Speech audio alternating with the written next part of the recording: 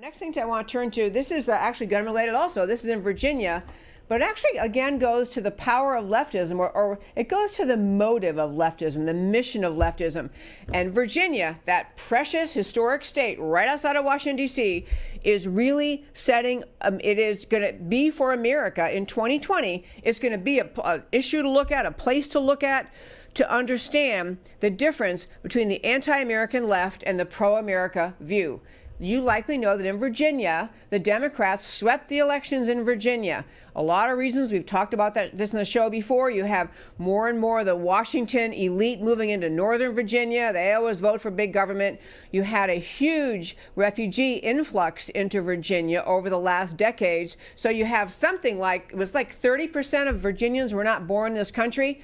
I'm not saying that they were illegal and voted. I mean, maybe some did. But I'm saying that people came to this country and they had a large percentage of influx of refugees into that state who may not have had an appreciation for the depth of the difference between the anti-American left and what America's supposed to be.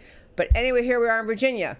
They have a Democrat governor who somehow survived his blackface scandal. And we have a Virginia legislature that is on steroids proposing more and more gun grab legislation.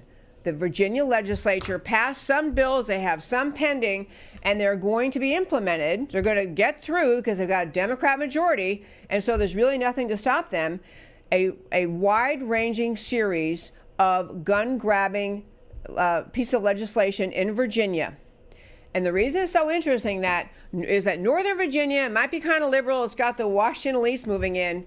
But Heartland, Virginia, the countryside of Virginia, is filled with patriots, is filled with people who own guns, is filled with people who understand that gun ownership is not just really an issue about, you know, I like to go hunting, but I don't like to go hunting. They understand the Second Amendment as a basic civil right issue, a basic right guaranteed them in the Constitution, the Bill of Rights, that relates directly to their ability to defend themselves, not just from intruders, but from the government itself.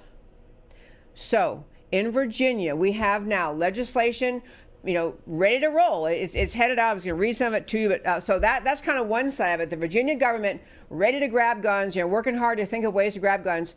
And then the other hand of Virginia, you have now, and the number is, I looked it up to make sure the most recent numbers, you have various counties and cities and towns declaring themselves sanctuaries for Second Amendment sanctuaries. Kind of like the leftists have sanctuary cities where they won't enforce federal immigration law.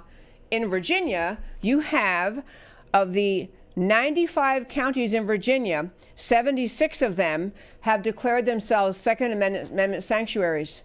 76 of 95. Over 3/4 of the counties in Virginia have declared themselves that they are Second Amendment sanctuaries. 9 out of 38 cities and 13 towns, they've adopted Second Amendment sanctuary resolutions.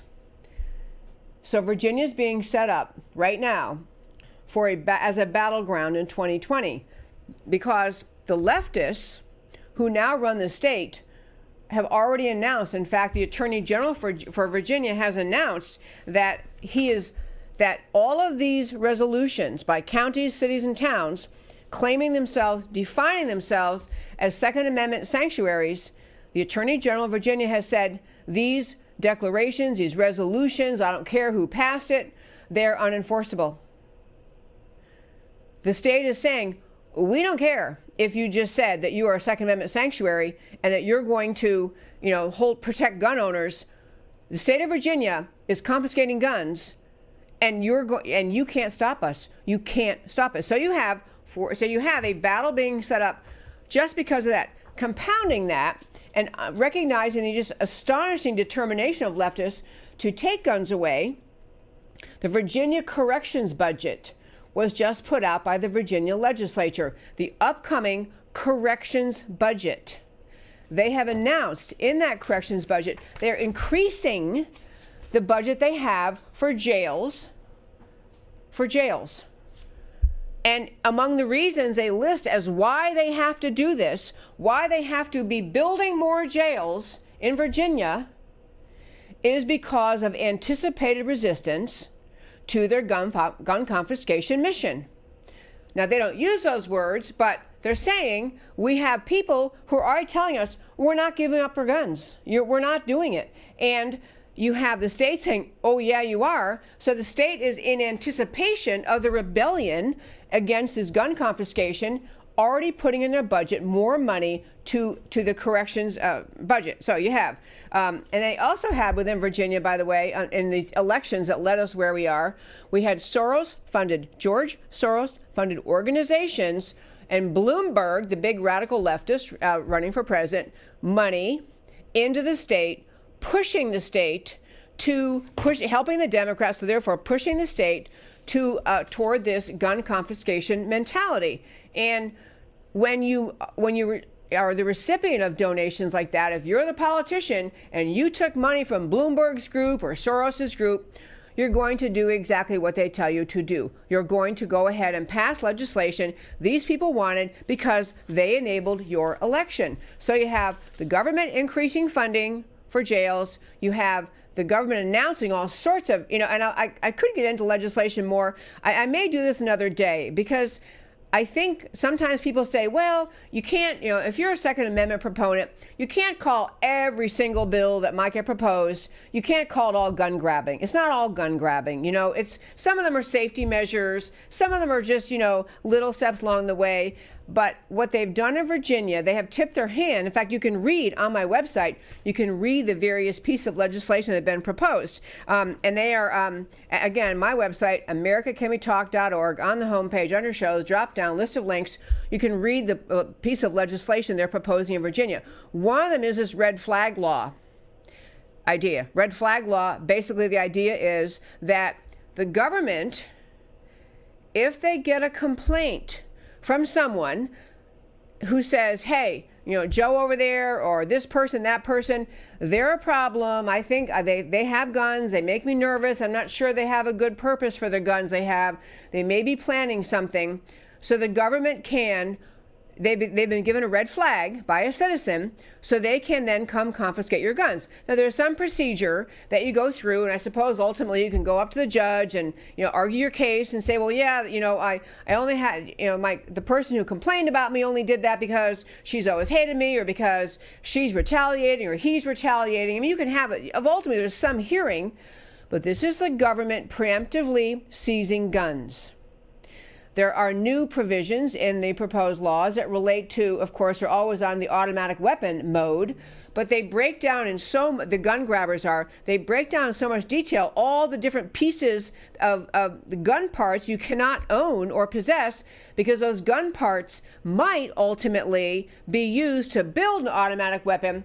Folks, they're taking away their guns. One step after next step after next step, all under the argument, we're just trying to protect people. We're just trying to keep this place safe. And at the end of the day, the gun owners of Virginia are not going to put up with it. And I think it's actually really it's a good reminder for Americans who are concerned about gun safety, as everyone is. You hear these church shooting stories, and they're horrible. And school shootings or mall shootings, wherever they happen, they're always horrible. And everyone wants to figure out something to do. Everyone wants them to stop. Except for the shooters, no one wants these things to happen. But I will tell you that when law-abiding gun owners face the prospect in Virginia of going to jail for not turning in guns they own when they haven't done anything wrong, this is not preventing the mall violence, the shooter violence. In fact, there's so much evidence, so much investigation and proof that shows that many of the worst shootings of all, the shootings that happen in horrible places and horrible consequences, that the gun was purchased legally, even though they have among the strictest gun laws in the country, that the person who purchased the gun and committed the act, had the right to purchase it. And then the other thing that happens is that criminals who want guns, buy them illegally anyway. So what happens is the law-abiding people cannot get access to guns, while the non-law abiding who are perfectly willing to buy them illegally will be armed to the hilt. And this is a battle, again, it's not just about guns. It's important to get this point, especially for women. I think women tend to be tempted to vote for gun control because we are so distraught, as everyone is, but distraught about these gun violence ongoing in this country. Every time you hear about a new shooting, a lot of women are saying, well, gee, we better gather the guns here because look what happened. But you have to understand it. It's a freedom issue. It's a self-defense issue. It's a balance of power issue between the people and the government. And when you have the left in this country so determined to take control of so much of America, so driven by socialism, and socialist leaders, by the way, in world's history, big gun grabbers, big advocates of taking away the weapons of the people. And the American left is immersed in socialism. Not just Bernie Sanders, but most of the American left, the leaders of the American left, immersed in socialism. It's a very dangerous trend to agree that people who are embracing socialism, embracing big government, more and more determined to control more and more of America's lives, and now they want the guns too. We Americans, and women especially, we have to be alert to this. We can't give in to the notion that there's an easy solution here. Isn't easy. We'll just take away the guns and that'll fix it all. We are surrendering freedom in our society if we do.